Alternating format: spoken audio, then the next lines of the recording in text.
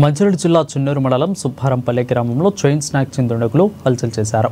సుబ్బారంపల్లి గ్రామానికి చెందిన రాతిపల్లి పూదమ్మ అనే 70 సంవత్సరాల వృద్ధురాలిపై గుర్తు తెలియని ఇద్దరు వ్యక్తులు మోటార్ బండిపై వచ్చి మెడలో ఉన్న 3 తులాల బంగారపు గొలుసును లాక్కొని పరారయ్యారు.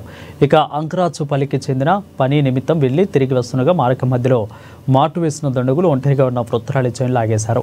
బాధితుల ఫిర్యాదు మేరకు కేసు నమోదు చేసి నిందితుల కోసం చెన్నూరు పోలీసులు కాలేస్తున్నారు. సీసీ కెమెరాల ఆధారంగా నిందితుల కోసం వెతుకుతున్నారు. మా అత్త మంగరేష్పల్లికి వెళ్ళింది కుండల డబ్బుల కోసం అడగడానికి. అక్కడికి వెళ్ళినాక పలానా వ్యక్తులు ఇద్దరు బైక్ మీద వచ్చి పలానా అమ్మ కుమ్మరోళ్ళ అమ్మ ఎక్కడికి వెళ్ళింది, మాకు కుండలు కావాలని చెప్పారట. తిరిగి వాళ్ళకి మాకు కుండలు కావాలని చెప్పి అమ్మను మోసం చేసి తీసుకొచ్చిర్రు. డబ్బులు ఇస్తామని చెప్పి కుండల కోసం అని వచ్చి ఇక్కడికి మన సుబ్బరంపల్లికి వచ్చే కాడ ఆపి కింద డబ్బులు పడ్డాయి చూడమ్మని చెప్పి బండి మీద వచ్చి ఇట్లా బంగారు తాడు 3 తులాల తాడు గుంజుకొని వెళ్ళారు. ఎప్పుడమ్మా?